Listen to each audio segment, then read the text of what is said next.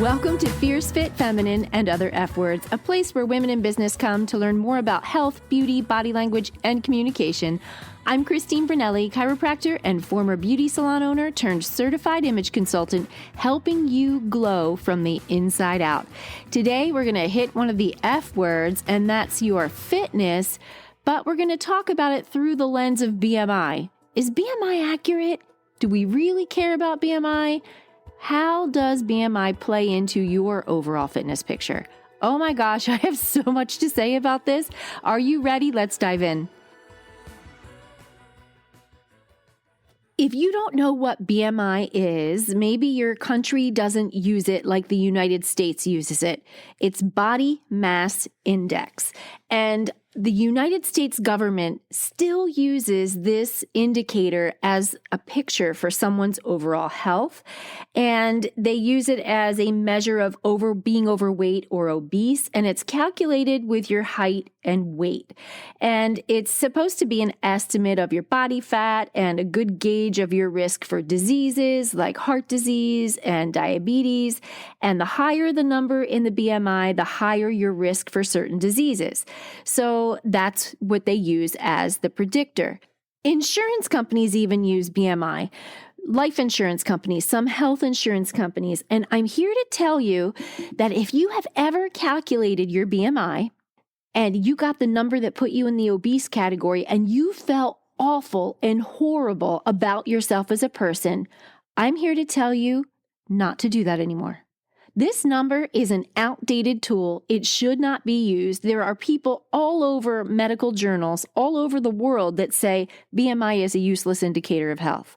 Even the creator who invented BMI in the 19th century, he was a Belgian mathematician, not even a physician, came out and said, this is not an accurate indicator of health. He was asked to come up with some type of formula to help the government assess the obesity rate in the population so they knew how to allocate resources in the 19th century. So here the USA adopts this indicator and insurance companies use this indicator. And if you fall in a certain level of BMI, your insurance rates are higher. It is bunk and it needs to stop. And I wish that we all had the power to lobby the government to get rid of it, but it's here. So how do we know that BMI is snake oil? It's not good. It's not authentic. It's not the real picture of your health. Let me give you an example, personal from my life. If you've listened to this show for any length of time, you know that I've done extensive work with body image, body dysmorphia, and eating disorders because my daughter had anorexia in high school. Actually, I don't know if they ever really recover because that's a really tough thing. You always deal with the words in your head when you suffer with anorexia and the struggles. But when she was at her thinnest, she used BMI. And when I say at her thinnest, we're talking skeletal. We're talking liver and kidney malfunction at her thinnest. Her BMI was normal. And she used it as a weapon for me and her father. She would say, see, I don't need to eat. My BMI is within normal range. But that girl was not healthy. Now let's take it the other way. Let's take it with somebody like my son who is a bodybuilder. He's in the gym lifting incredibly heavy weight. He's 26 years old. He's training for a bodybuilding competition. He can lift in such heavy weights, it boggles my mind. He doesn't have a whole lot of fat on him. He has muscle. What weighs more? Muscle or fat? You already know muscle does. His BMI is high. His BMI puts him in a category that says he's at risk for all of these diseases that he's not at risk for. So let BMI go, as hard as it might be, because we've been ingrained to go, I'm going to do this little calculation to figure out my BMI. It's not helping you. All it does is make us feel bad about ourselves, or like in my daughter's case, validate someone who isn't healthy, who thinks that she is. So what can we do? What helps us know if we're on the right path to health? Well, we do have some people in the British Medical Journal and other medical journals who say your waist circumference is a better indicator of your health. And this is something that we know for a fact If our waist is a certain size, based on some studies in these medical journals, we are headed toward a cardiovascular event, a cardiac event, or we're at risk for diabetes. And the reason is that is a more accurate measurement of obesity and fat storage. BMI can't talk about or target like where is the fat or where is the weight coming from, because really it's not muscle that's the problem, it's the fat that's the problem. And the fat, the extra fat that we're carrying that we don't need. We do need fat in our body. If your body fat gets so low like my daughter, certain systems shut down. You have to have a certain amount of body fat. But if we have way too much, and my girl, you know what I'm talking about. You know, like the muffin top over the jeans, you know when you're carrying extra weight. I don't need to go into what is overweight and what isn't. You know if there's a point in your body where your joints start to hurt because you're carrying more weight and your knees start to hurt, your body's holding up a little bit more weight. And when you shed some of that weight, you start to feel better and you have less joint pain.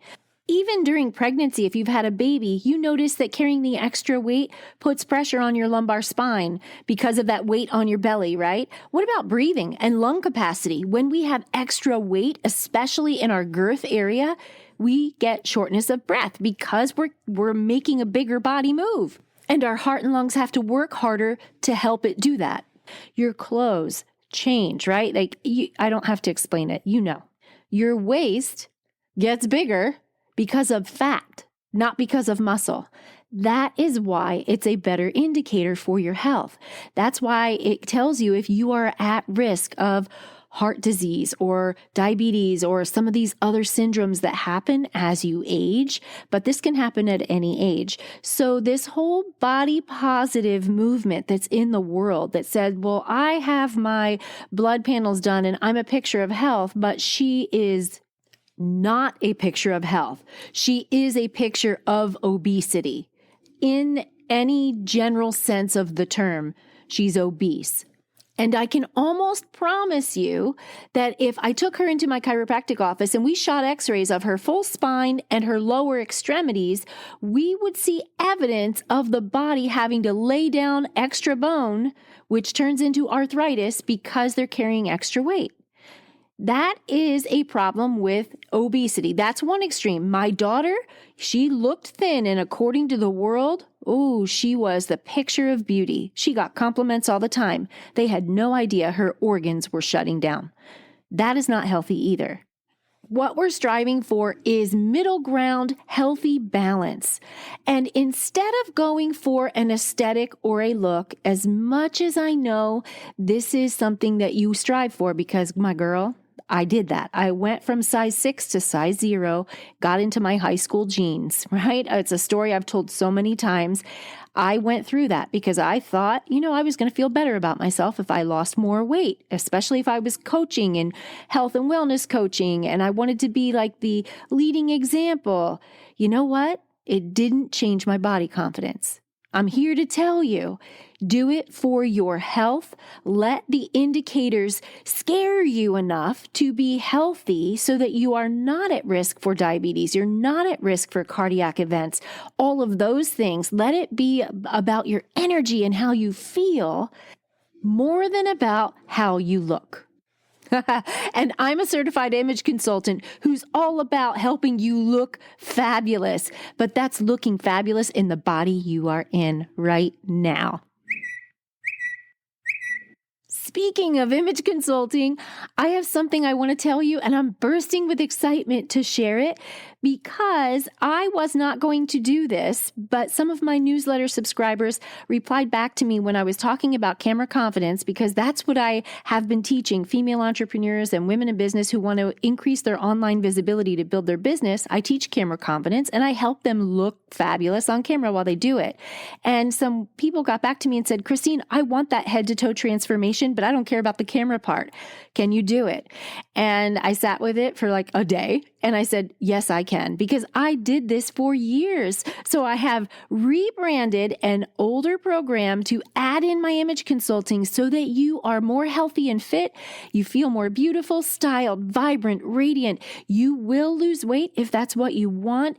But the biggest thing is you are going to look and feel fabulous.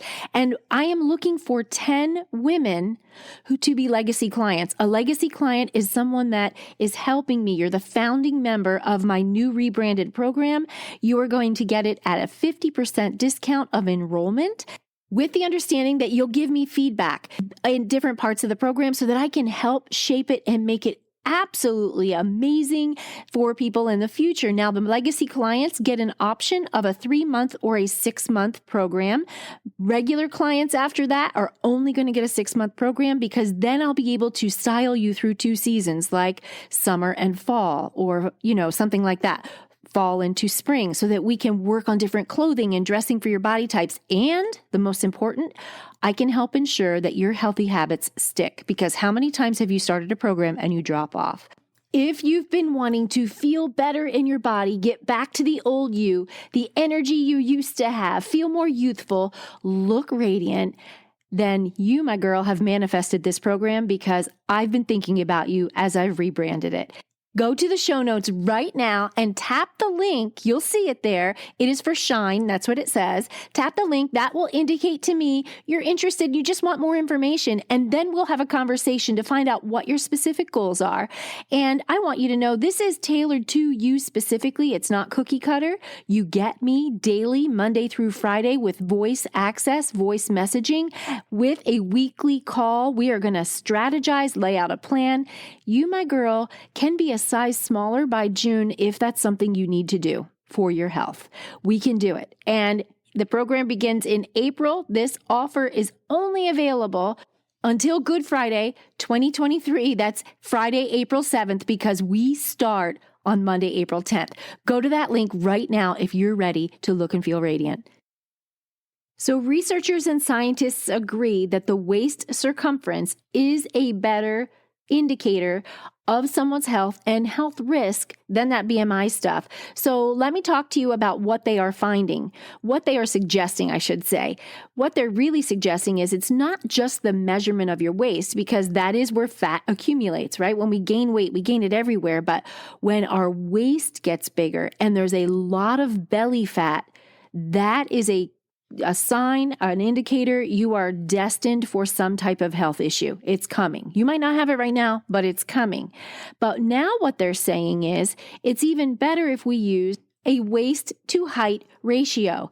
And what the researchers and scientists are suggesting is that the waist circumference or measurement should be half of your height.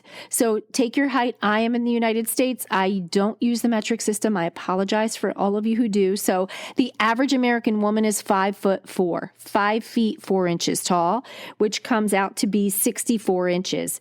Divide 64 by 2. The biggest her waistline should be is 32 inches, because that's half of 64. And what they've done is they've studied people using that indicator and looked at their health patterns and their health history and found that waistlines and circumferences that stayed 50% or less, now not too thin, right? We're not going to go where my daughter was. I'm not talking about extremes, but let 50% of your height or less in your waist circumference, that's a better health indicator. You are giving your body a fair shot at being the healthiest it can be, because where does fat accumulate? It accumulates everywhere, but the waist is, that fat is doing you nothing. It's doing you no good. Nobody wants it. We don't want fat around our waist. Women don't want puffy bellies, all of that stuff. So that's what we're going to do. So how do we reduce our waistline? That's the big question, right? Well, let's talk about that. I'm going to go for the obvious ones first, because you already know it's coming. Sugar. Sugar is not helping your waistline stay smaller. So I'm not suggesting that you go sugar-free. I'm not suggesting that this whole topic is a replacement for meeting with your physician. Okay, so don't take this as medical advice, but these are things that will work to help bring your waistline down to a more reasonable size. Watch your sugar intake, and sugar doesn't just say sugar on the labels. You know this. I don't need to tell you that high fructose corn syrup is a sugar, or do I? High fructose corn syrup or any corn syrup or brown rice syrup or any of those things are all sweeteners that are broken down as sugar in the body, and usually that turns into fat and stored as fat. So reduce sugar, reduce alcohol. Alcohol is full of sugars that your body can't use. It gets stored as fat. So reduce your alcohol. This is one that might surprise you. You may not know. If you're not getting good sleep, you accumulate belly fat and increased waist size.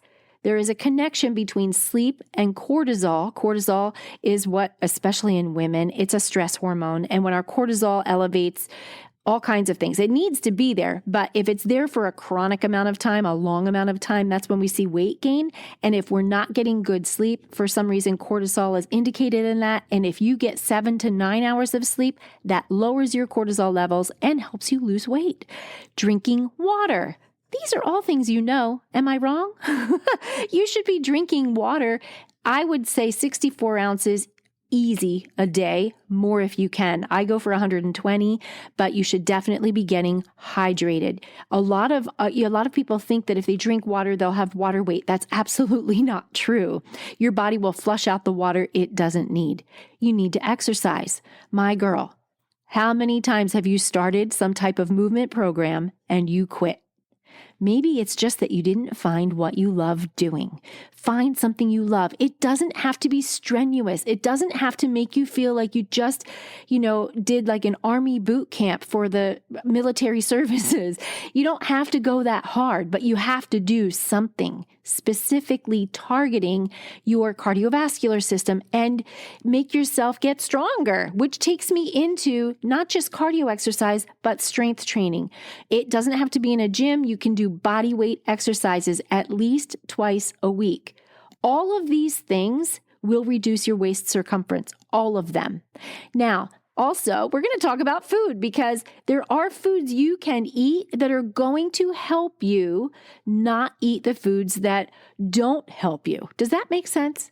There are foods that make you feel more full so that if you do want something that's sugary, that's a treat, by all means indulge, but you would probably have less of a sugary treat if you're eating more healthy, balanced foods. Healthy, balanced foods are good proteins and healthy fats. Healthy fats are avocados, fat from nuts, seeds, things like that. And I know you've heard this before.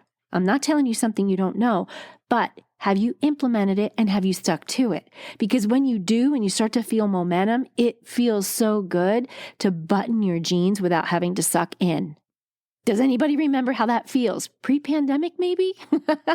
I know, I've been there with you. I am right there with you. And I have done all the things to shrink my waistline to a healthier size because in the pandemic, I was just like everyone else. I was still exercising, but I wasn't at the levels I previously was pre-pandemic. I had to work hard to get that pandemic lockdown weight off. It was extra weight my body didn't need.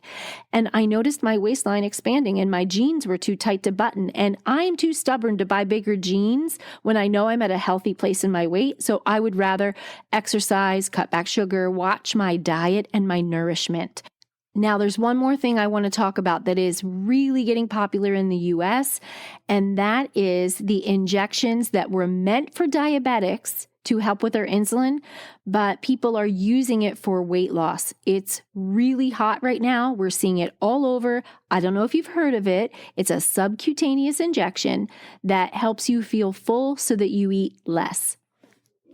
The technical name is semaglutide, but the names that you hear advertised all over are Wegovy, Wegovy, and Ozempic. And there are things that you can look on social media. They are starting to look at people on social media that had extreme weight loss and say she has Ozempic face because they lose weight so fast on these products that their face loses fat and they get kind of saggy under the cheekbones. And, if somebody looks gaunt, a little unhealthy in their face, it's because they had rapid weight loss.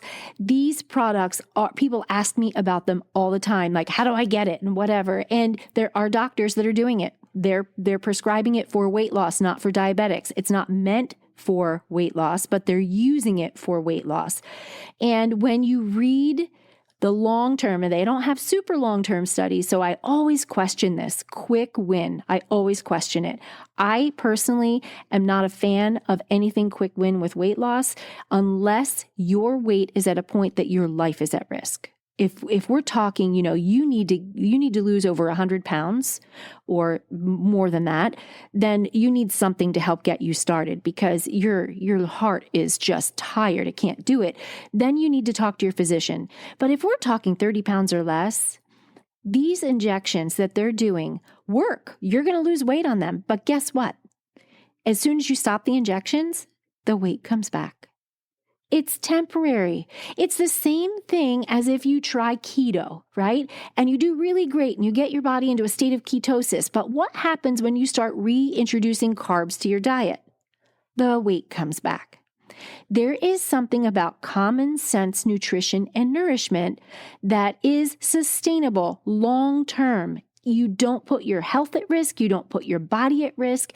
It is better for your health in the long run if you are not someone in the obese category that your life is threatened because of your weight.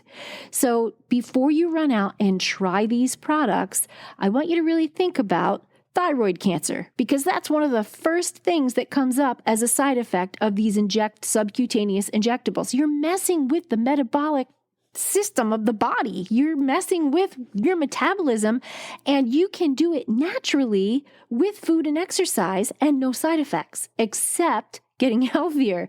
So I know someone would probably email and ask me about that, and I wanted to address it before I ended this show. If your life is at risk because of obesity and you need help losing weight, you need to seek a physician to help you with that, not a podcast. But if you're at the average American or Canadian woman who wants to lose 30 pounds or less, I say it's the lazy way out if you want to do these injections. Sorry, not sorry. And as soon as you stop the injections, you're going to gain the weight back. So why not try something a little more sustainable and better for you? You are going to feel so good.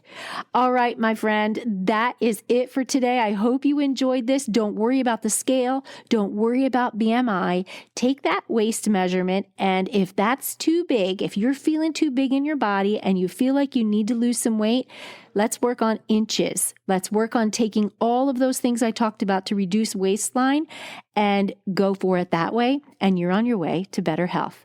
I'll see you next week. Same time, same place. Bye for now. If you want to be a legacy client in my new program, go to that link in the show notes right now. All it will do is send me an email saying you want more information, and we will email back and forth and see if this program is a good fit for you. I would love to partner with you and help you look and feel more radiant. If you're not subscribed, don't forget to hit subscribe so that you get notified the next time a new episode is released. And until then, have a fierce, fit, feminine, and fabulous day.